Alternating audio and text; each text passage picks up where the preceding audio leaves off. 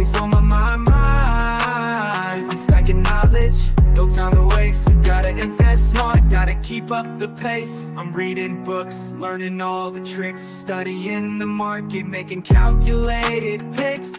What's good, everybody? It's your boy Reckless Ray Dinero, and we are back at it again with another financial update. The numbers for May are in, and obviously, as long as the month doesn't start on a Monday, which it did, we're now releasing this the second full week. You'll get all the content, all the episodes will be hitting you this week, obviously, starting, let me look at my calendar, the 8th.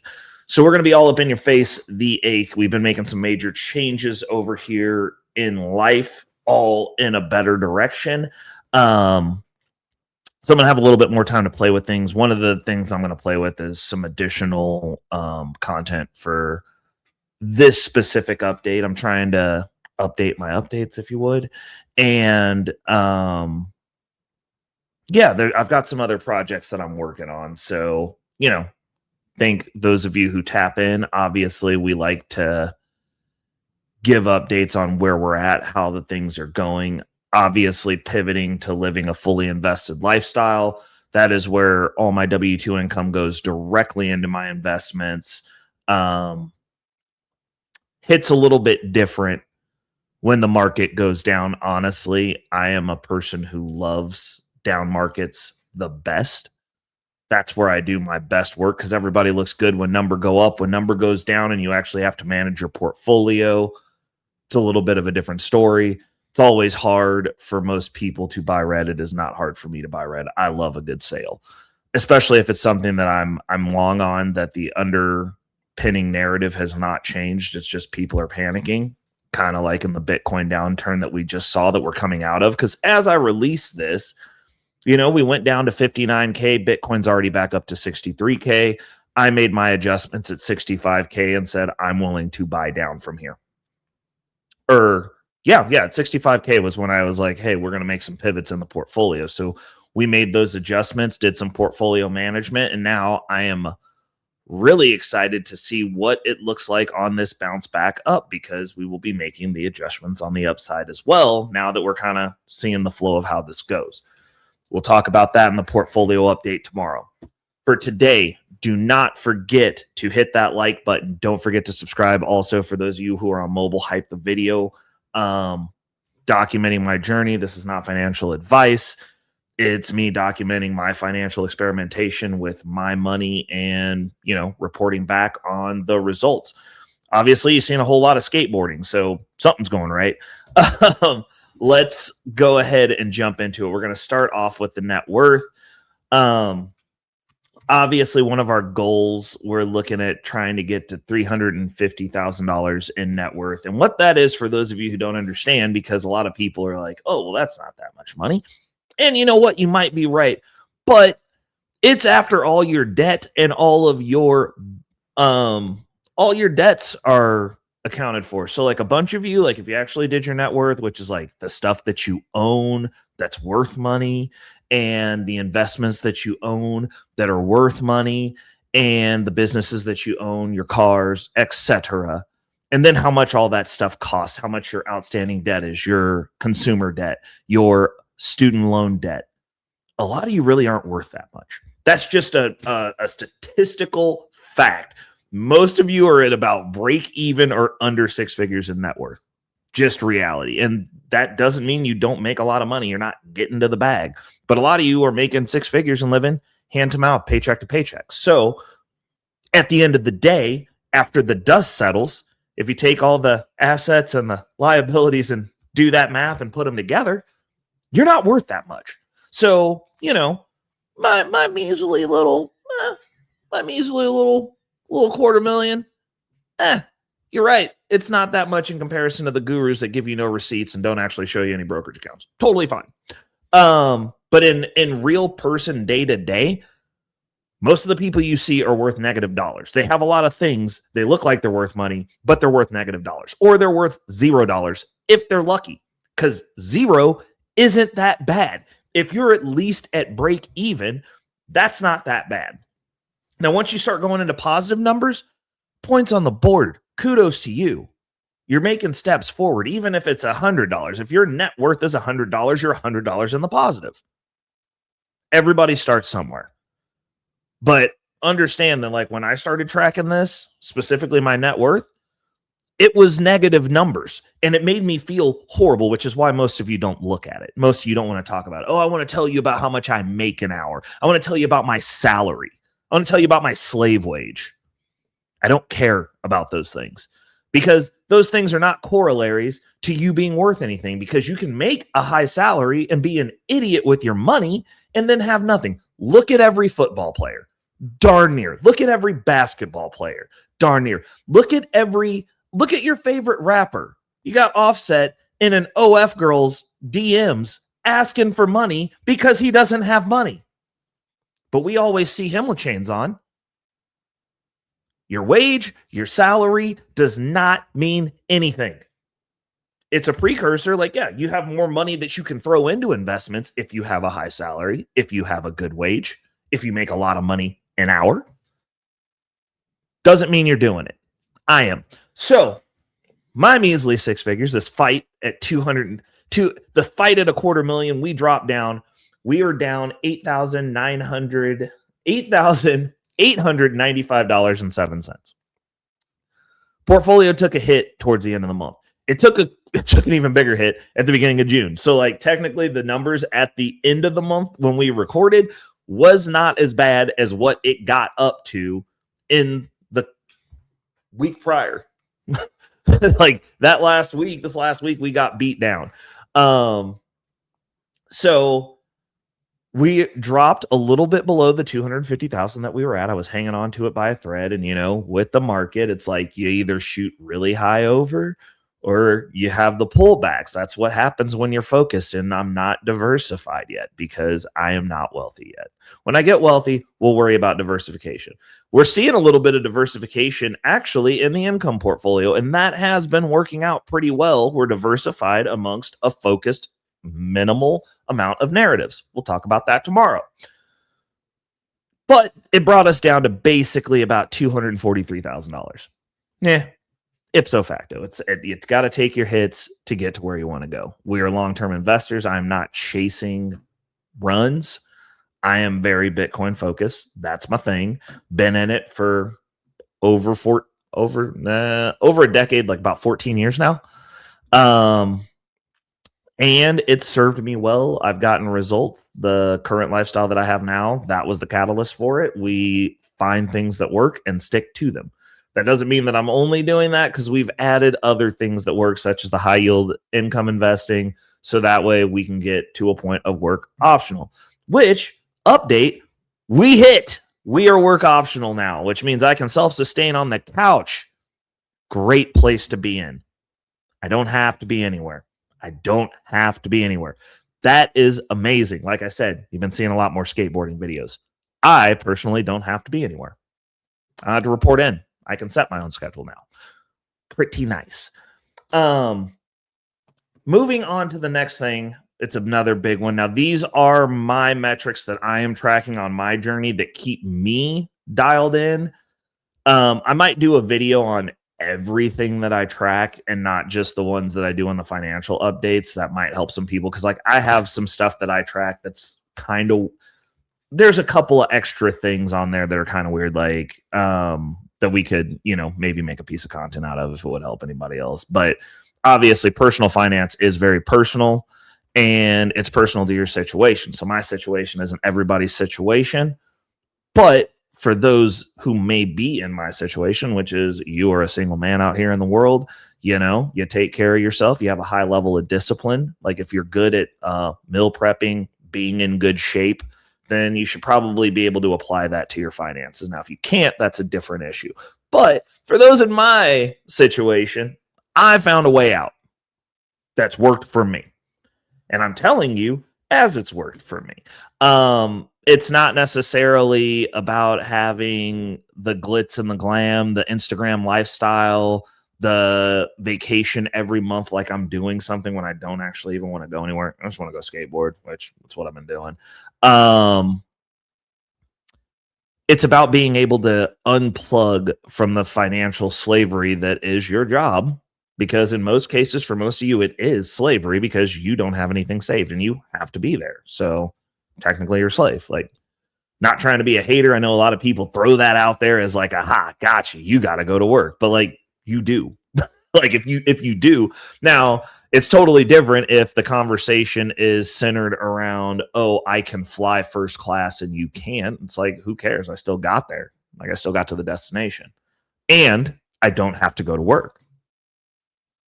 That's a different conversation, because for me, as soon as you don't have to go to work, conversation changes. Because could you go to work and then fly first class with your go to work money? Like, sure, but like, now you're obligated. Somebody else controls your time. Somebody else controls your wage.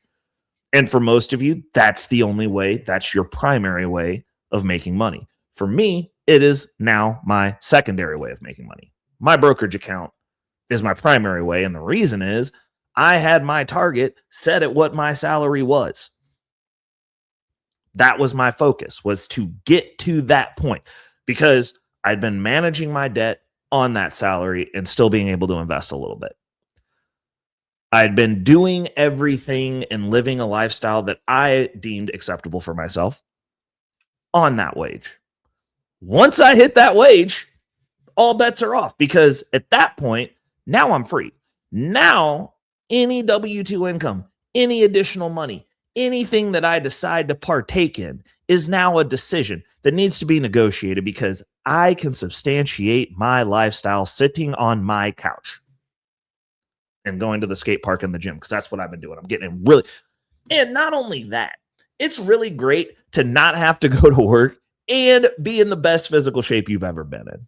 It's awesome not being dysgenic and being able to do what you want to do. It's just like an additional, like right in the ribs. Oh, you're not happy. Be like, I'm in the best shape ever, and I don't have to go to work, and you do. I get to go to the skate park. I get to go to the gym, and I get to go to recovery. I get to use a cryo chamber. I get to sit in Normatec at any point during the day that I want to. You got to ask your boss if you can leave. Now, if I decide to take on a job, that is now a decision. It is also something where I have a lot of leverage negotiating how much I'm going to need to be paid over my current salary to get off that couch. I become expensive because I don't need to be there. I also have zero reasons to complain, because should I choose to get off that couch, it is a choice.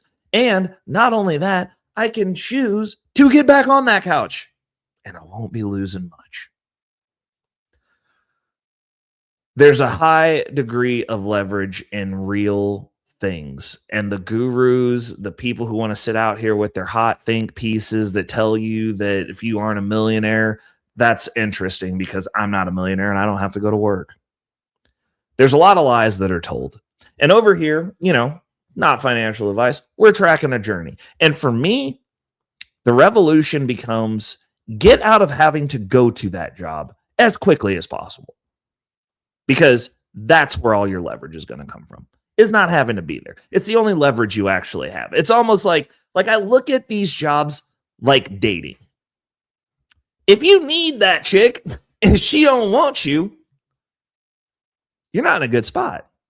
But if you don't need her and she does want you, you have leverage. Same for you, ladies.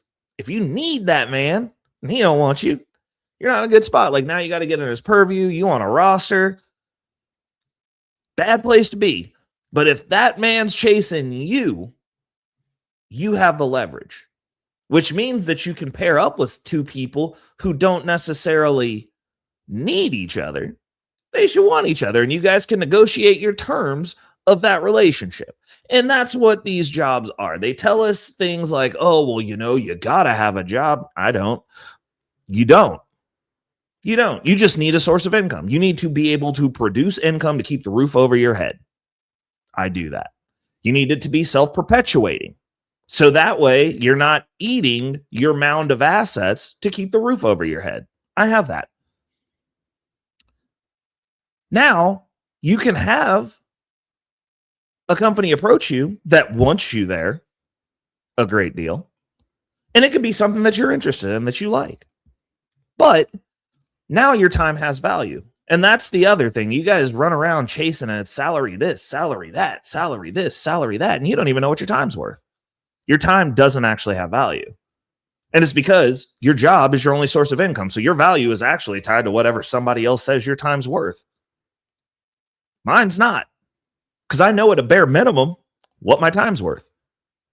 And like a bare naked minimum. Because I can exist sitting on my couch, going to the gym, and going to the skate park, which is actually what I want to do. It's crazy. Just get to go skateboard, have fun, go to the gym. I got studio time. I can dance there. I don't need to be out, be seen. I don't need to have stuff. I don't need to have nicer stuff than everybody else. I don't have to go to work. And it's not that I can't have nice stuff. It's just that's not a priority for me because I already don't have to go to work. I don't have anyone else to impress. Like there's nothing more impressive than like, I ain't got to be here. Oh, you got somewhere you gotta be tomorrow? You can't quit? Great. That sucks. I don't care what you're wearing at that point. I'm like, you have to go do what? You have to say what? Your money comes from where? And they get to tell you how you can speak publicly? That sucks. So, just saying, there are levels to this. Like, it just is what it is. And, you know, me having a free YouTube channel where I don't sell anything, because I don't have to do that either, is pretty great. I don't have to make videos specifically for the algorithm. I don't have to talk about, you know, pop culture all the time. I did throw the offset thing in there because I do watch a lot of other people's conversations about it because I find it interesting. You know, you gotta figure out where the culture is. But not having to do that either. Like I do this as a labor of love. This is structured. This is something that I'm doing. This is my way of giving back because even though I don't feel I owe anyone, but you know, I throw the little gems out there amongst the swine every once in a while. I got my people that are tapped in, that are locked in, that this is helping. So I keep doing it. All 5 of you. So, and I do it for you guys. So, you know, that's worthwhile to me. I'm like, I helped 5 people. And, you know, if I seriously help them get from one space to another space where they wouldn't have been otherwise, that's great. That's an achievement for me. And I'll just keep building and scaling and building and scaling. And eventually I'll have all of the things because that doesn't mean that I'm just stagnant in place before we get to the inflation conversation. My stuff's growing. The income grows. The portfolio value grows. We see this every month. And I'm going to continue scaling this because this is a game that I enjoy playing and it's a lifelong game. Like I'm not going to be able to skate forever. Not going to be able to break dance forever. Those things are body dependent. Now on some level, sure. But it's just like I fell hard today and I'm like, yo, I can't fall hard all the time. I get like maybe 3 good falls a day and I'm like, yo, time to put the pads on. Like you gotta put the wrist guard on. You're going to freaking break your hand. Like you just ain't built to do this. But, you know, as I keep falling, the falls hurt less. So, like, maybe I can. I just got to beat my body back into this activity. But it's a young man's game. I'm doing it for fun. I'm not trying to go pro. It's just something I love to do. It was a passion for me when I was younger. And fortunately, I have kept myself in shape enough to continue doing stuff that I used to do when I was in high school because I'm in really good shape. Like, just is what it is, man. Sucks to suck. You don't take care of your body. Guess what? It fails you. So I've always been active. All my hobbies have always been active. And now I get to focus on those things for my physicality versus having to do construction and a ton of manual labor and beat my body up doing that. Because again, they're not entitled to your labor. And if they want it, they need to pay. So moving on to our savings percentage. How much savings percentage did we save this month? Now, this metric matters, especially being fully invested, because you kind of want it to be darn near 100%. So, with that said, we are at 97.88%, which honestly is about, I'd say, as long as I'm above 90%, I'm good. Because I do have a little bit that I'll skim for like snack fund, slush budget, petty cash type stuff. And, you know, as long as we're above 90, I think we're in a good spot because that means basically everything that's coming in goes into the brokerage. So we were at 97.88% this month. Moving on to the total income, it was a good month for the month of May. We had $10,257 come in. Now, that's also that's everything that came in. So which that includes W-2, any outside random income that comes in. It includes that as well. 10 grand's a solid number for me. I'm a single guy, no kids, you know. I got to take care of my stuff. I own my own house. I own my car. Like, it's kind of it. I got one skate park that's a little bit of a ways away from the house, about 20, 30, 25 minutes or so that I go to a couple of times a week. And then the other one's right up the street, which is like less than 5 minutes. Like, I've noticed that when I'm at home all the time, I don't use that much gas. The gym that I go to is also within 15 minutes of the house. Not very far. Little commute to the gym. That's a solid number for not really having to go anywhere. And it's a solid target. I was like, that's something that I can build off of because I don't spend $10,000 a month. I don't have a $10,000 a month taste. I don't have a $10,000 a month lifestyle. So if I can, one of my stretch goals is actually to get to, I would say an arbitrary round number would be between $8,000 and $10,000 a month consistently out of my portfolio. Actually, I would say between 6 and 10. Reason being is if it's just the portfolio and I don't have to go anywhere but to the gym and to the skate park, both of those hobbies can be substantiated very easily off that amount of money.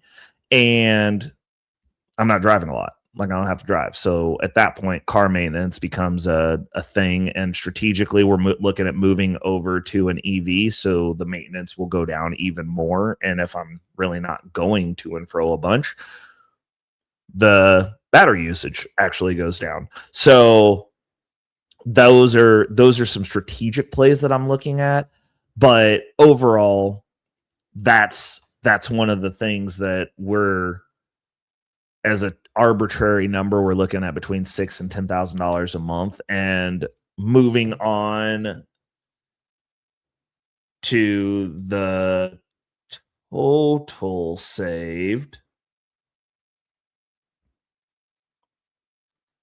percentage income, we're going to move on to the total saved, and then we're going to talk about the distribution. So our total saved for that month was $8,772, which is pretty awesome. Like, most people you have to be fully invested to hit those numbers, or you're making a stupid high amount of income and you're not in the golden handcuff trappings of trying to keep up with the Joneses, even though the Joneses are drowning. And for me, that's never been an issue. I don't judge myself by what other people have. I've always been running my own race. And if there's any basis of comparison, it breaks down to things that are measurable, like these numbers, like what are your net worth? What's your savings percentage every month? Do you have to report to a job to sustain your lifestyle? Are you trapped in the matrix? I don't care if you make more money than me. If you have to go to a job to get it, you got a W-2. Like, you got to report to work. You got to ask somebody if you're off. You're tied to something.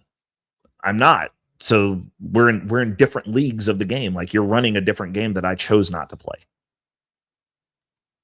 And I can run in and out of your game as I see fit. And that money's just extra.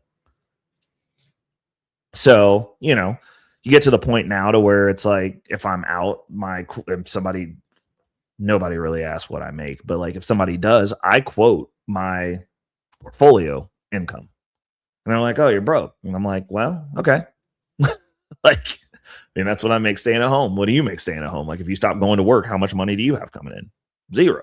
So it's, one of those things where, it keeps the gold diggers away. It's great. It's a good tactic for those of you who are in a fully invested lifestyle. Don't flex your job.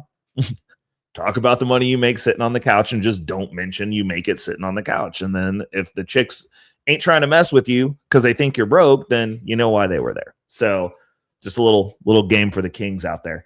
So the next thing that we're going to get to is the distribution. So for this month, we made $3,417. I need to double that, and it's growing.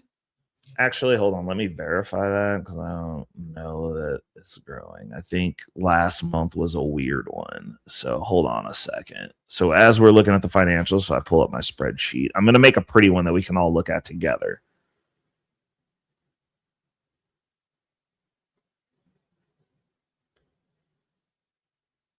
Oh, actually, I put the wrong number on here because I had the wrong spreadsheet pulled up.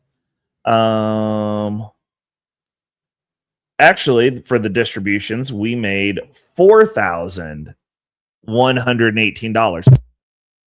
So we're actually, hit my mic. So we're actually only about $2,000 off from like the window that we're looking at. And as this grows, obviously it's growing a little bit slower now. But as this grows, we are getting to a point to where,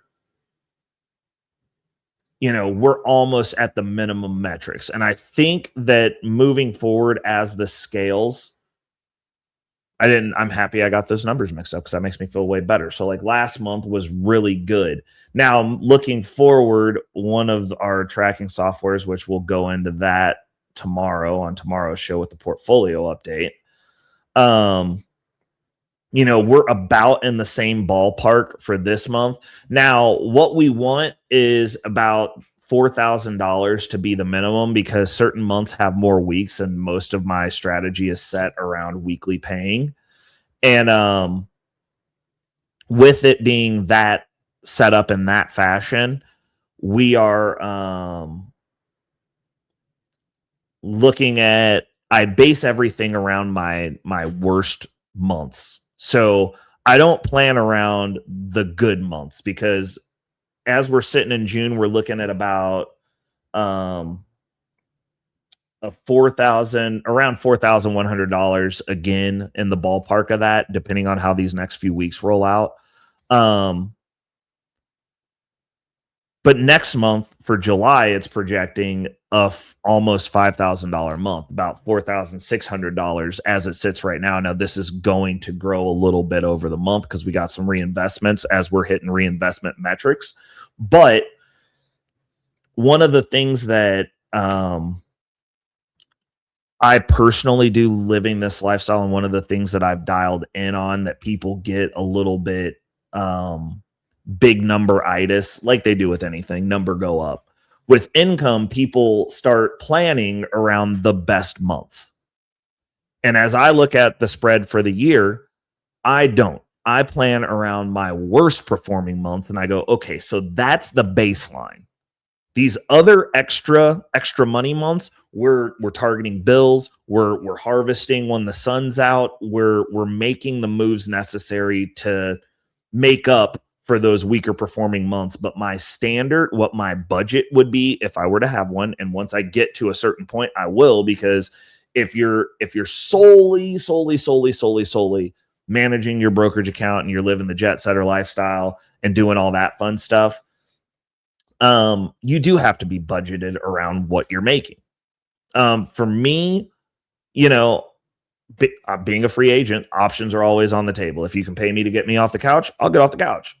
But it's going to be on my terms. The employment's going to be on my terms. The situation that I'm in is going to be on my terms. This is my term era. I'm very selfish, very about myself, very much not going to be in situations that aren't amicable to me. Very much as soon as I got to where I could be out of the matrix, that oppositional defiance that I run around with every day flared all the way up and was just like, no, we're saying no to a bunch of stuff. We're not doing a bunch of things. Like, this doesn't work for you. Do you like sitting around feeling like you're getting screwed over? No, not going to do it. You can sit on the couch for that, bro. So that's the space that I'm in. Because I can be. Because why would you ego work? Like, you go to work and just feel bad or feel taken advantage of every day? No, don't do that. Don't work for those companies. Don't work for those people. And honestly, it's going to mostly be Gen X and up people. Just saying. All those people who come from that culture of, hey, I'm going to crap on you until it's your turn, and then you can crap on somebody else. How about this? You treat people well, and then those people get to treat people well, and you guys all profit, and fucking everybody maybe wins together. How about that? How about we make companies where it's not about extracting from people as though they are just a resource to you? How about we make companies where your livelihood doesn't directly correlate to underpaying or screwing someone over? How about we make those businesses? How about we make businesses where people are actually excited to go to work and do something fulfilling as well, and we all work together? How about we do that? How about we don't create these fiefdoms so that you can just be at the top and not be wrong? How about we don't make those? The way that we don't make those, though, people, is you as the employees stop going to those jobs. Quit. Stop. Don't support them. If the owner is a bad person, if the owner does not share your values, if the owner doesn't have any values, don't go to those jobs. Just don't go. Figure out how to get out. That's actually the matrix is working for people that you know under any other circumstance, you wouldn't work for them. And you have to go in there, and not only are you substantiating their lifestyle, they're extracting your energy, your life, your time from you to make their life possible. Stop. Figure out how to leave. And don't complain. Just leave. Because you're not going to change somebody that looks at you like a resource. It's not going to happen. Been there, done that. They're not going to change. They want to do what they want to do, and they want to feel like they're getting over on people. And the natural response to that should be they should be relegated to working with the people that are willing to put up with whatever level of effery they're putting out. But if you're good at your job, if you're smart, if you can figure out, like, maybe how to have a fully invested lifestyle to where you don't have to show up and do those jobs, then you should quit. You should figure it out, and you should quit immediately. Like, you should quit as soon as possible. Like, the sooner the better. Don't be there, because that's the only way that things change. And I can't be any more direct with that. These people that we're complaining about, you want to eat the rich. Well, like, I'm pretty sure those specific rich people are the ones that you're wanting to eat. But you go to work for them every day and then get online and virtue signal and talk trash. How about actually quitting your job and being able to quit your job without being homeless, without being destitute? How about putting yourself in a position to do that and just stop complaining and focus? Get your money right. It's 2026. Financial literacy should be classified as a survival skill.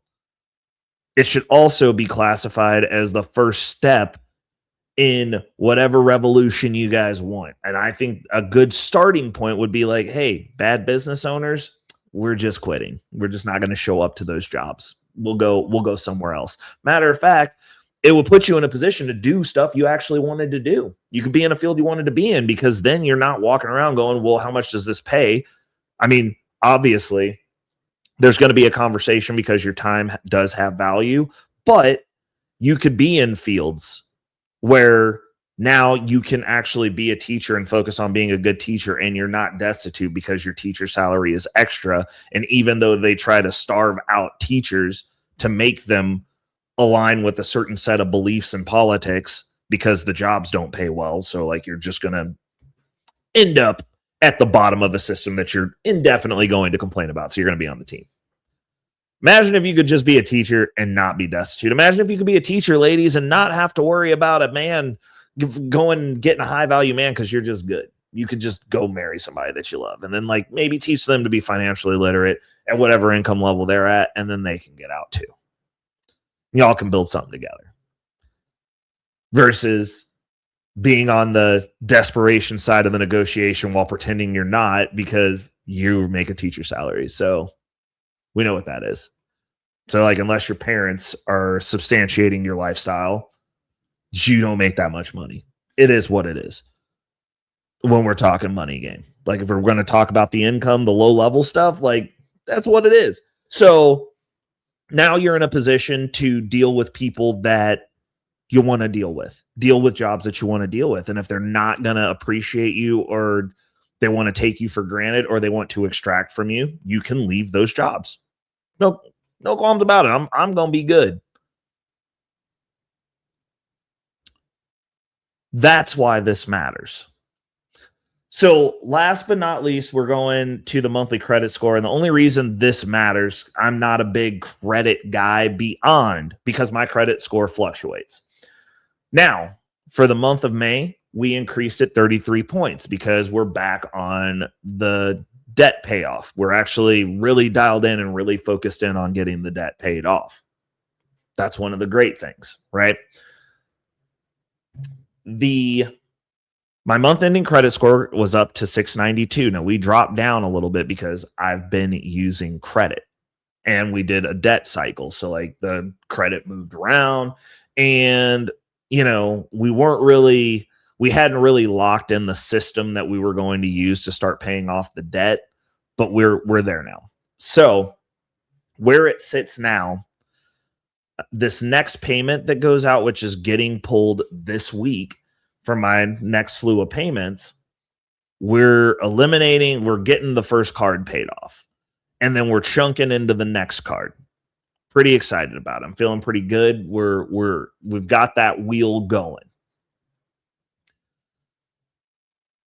We're very market tied though. So like we're getting into this space to where, money is getting a little bit tight. So it's like I'm looking at it and like I'm projecting out forward, and I'm like, all right. Like as the money comes in, we're really going to have to gird up, because in order to keep this capacity of what we're doing and what we're paying off, because my goal is to start getting to a point where we're almost, at least for the smaller balance cards, we're barreling through them. We're knocking out like a card a month, in addition to being able to pay off our card that we're living out of primarily. That's kind of where I'm at. And I've got it mapped out. I'm not really worried about the ones that are at 0% interest where I'm still in those windows, but everything that's actually drawing that I'm having a cost of capital on, I want all of it. I want all of it starting to get gone, because once that's gone, I am free to run. And by run, I mean, I'm going to have a lot of money to invest, a lot of money to throw around, because those cards are really kind of what the hindrance is right now. So the other thing that we're looking at is that's also going to be the next flywheel that we have to crank, because we're using those cards as well for that. So what we're looking at here is we're up 33 points for 692. We're probably hopefully going to be making another leap forward over the month of June, because we are lined out to potentially knock out another card. Maybe, it depends, not sure yet. But we're going to either have a card almost knocked out. Actually, it should be, we're going to have one card paid off and then one card chunked down to where the next month for July, which is going to be a big money month, we should be able to put down another card, which kind of puts me on a trajectory for the smaller balance cards, to be able to every other month, you're kind of getting a card cleared out. And then we'll do that until we get down to the zero balances. And then the zero balance cards will factor in the one that we're focusing on, whichever one that ends up being. The zero balance cards will go to like a minimum balance with a little bit extra on it. And then the play will be to the primary card that we're paying off to kind of chunk that down, but not as fast, and just build the portfolio more to get more income producing. And I'll probably drop it down to 50% of whatever I'm doing, what my current debt focus is right now. So that's kind of where we're at with that. The month ending credit score, I only factor in the credit because I have, when my cards are paid, all the debt is paid off. My credit cards are paid off. My credit is generally above 800, but I use my credit. So once it gets to 800, I start doing draws. I'll start pulling money from everywhere. So that way I can get my flywheels moving. Generally speaking, I use my credit not to buy stuff. The only reason it's up, my balance is up as high as it is now, was because a year and a half ago, I had a major surgery and I paid for it with my credit. Like, I had it. So, that money, we're still chunking at that, but that was like a catalyst. But the majority of it is asset backed. So I will do my cash advances to boost my portfolio. All of my money is focused on getting into the portfolio first and then using the portfolio to pay back the loans. After the loans are paid back, rinse and repeat. So as we're building back up to getting at around 800, and that's kind of my target for my credit score before I start doing draws from places, because it puts me in a spot to get the best deals. And then it tanks down to like 650. And then as I'm paying those debts off, it goes back up. But the issue is you're using your credit and going from 800 to 650 to buy rims, to go on girls trip, to go on guys trip, to do all this stuff for Instagram. You're doing it for the gram, to impress people that don't care about you, that don't really factor that stuff in as existence, because those of us who know, we know you're liars. So, you know, and you go into debt. You want to go on Disney cruise once a quarter, which that's also kind of weird and corny. But if that's what you want to do, but I mean, I wouldn't go into crippling debt to do it. That's crazy. Like, that's just crazy. So me personally, like, I try to do things as counter the crowd as possible. So old Ray Bear uses all of his cash advance and debt and all that good stuff. I strategize around turning that into dollars that then go into my portfolio, that then make me more money every month in perpetuity forever. And then I use that money to go do the things that I want to do. It's kind of like a very healthy circle that's like self-perpetuating, because they don't teach us as working class people how to use debt, which is why we believe we have to go to work and we have to chase the bag. I'm not chasing the bag anymore. I'm going to get bags, but I'm not chasing it. I'm chasing nothing. Nothing in my life is being chased. Everything is coming to me at this point. And that's an important distinction. But as you're building, before you get to a point to where you can self-fund, credit does matter quite a bit, because for bootstrapping, it's an additional source of income for somebody who is living a fully invested lifestyle that can kind of get you a little bit ahead of somebody who's just doing everything on a cash basis. Now, am I leveraged to the hilt? No. Do I have some credit card debt? Yes. Does it look absurd if people don't understand what I'm doing? Very much so. But it's one of the only tools that I had, so we just use the heck out of it. Like, I don't know any other real way to say it besides that. It's like, I use everything available, and I'm scrappy, and I don't care what people think who aren't in the situation with me. And since I'm in the situation by myself, I've done this by myself. All of my stuff I've built my own money. I don't, there's never been a catch-all. There's no backup plan. I don't have rich family. I don't come from money. I come from a bunch of scrappy people who've done what we've done and had to do to get to where we're at. They work really hard. And, you know, I believe in evolution of philosophy. So I was like, hey, I need to figure out this money game, because we're not doing something right. Because I see so many of us working hard and having nothing to show for it. Begging on Facebook, begging on Instagram, reliant on people, having to be in situations because you can't afford to live life solo, not being in position to help people when they need you. And I didn't want that for myself. I refused it. So the standard has been upgraded for my family moving forward with me, because that is a standard. We get out of the matrix as soon as possible. We position ourselves so that we can do other things and help other people. Because while you might need help, guess what? Somebody else might need help, and you might need to be the person who can be there to be that person to help them. And I pride myself on being able to be that because it's a standard that I have. So that's why credit's important. And I might do a breakdown on that. Let me know down in the comments if you guys want to know more about the credit side of how I'm utilizing it with my fully invested lifestyle. Because I know a bunch of people, it's based around W2, a bunch of the other people in the space, because I don't consider myself a guru. This is just me documenting my journey. I'm not a guru. I'm good with numbers, though. Financial numbers I am pretty good with, but I ain't no guru. One of the things that I do that I don't see a lot of other people talking about is I do use all credit tools available, to be honest. Like, I bootstrap the heck out of my stuff because I'm like, well, if I can get this for this amount, I can go make this amount and pay this back. Then after the loan's paid back, I still have the income generating asset.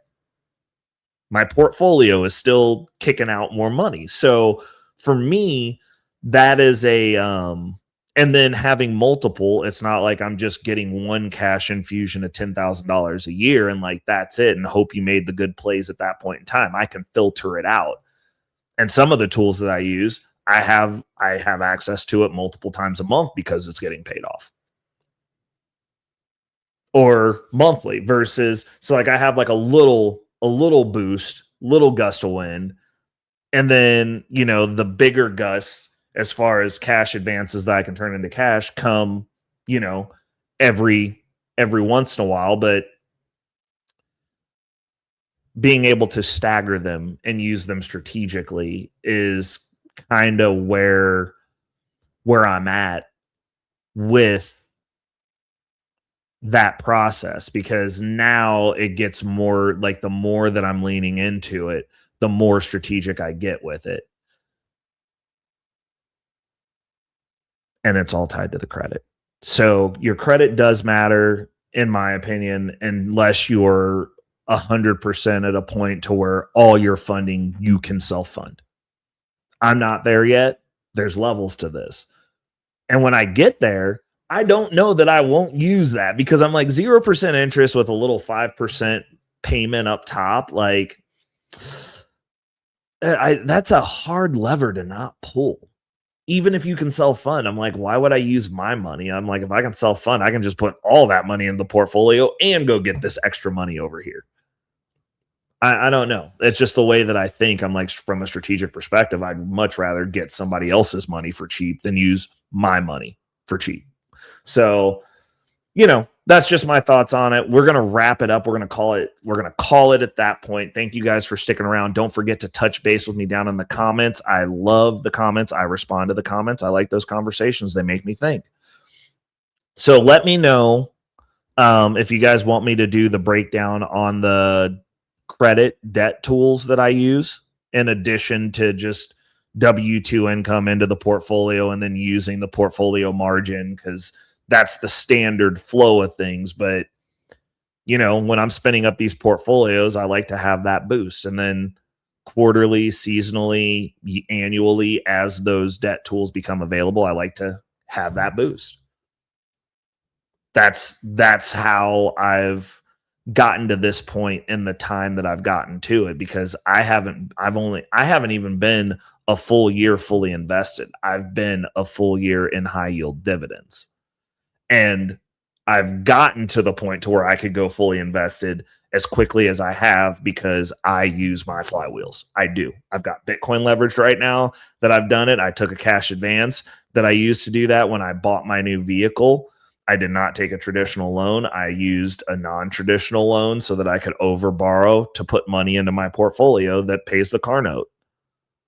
Well, it's not even actually a car note. It's a loan that was used to buy the car. So I do things a little bit different, and I'm not afraid to use debt. So if you guys want to break down on that piece of it, I can do that. Just let me know. But this has been another financial update for the month of May of 2026. I'm your boy, Reckless Ray Dinero. The channel is Future Financial Strategies. And until next month, folks, I'm out. Money on my mind, yeah. Focus, got no time for games, nah.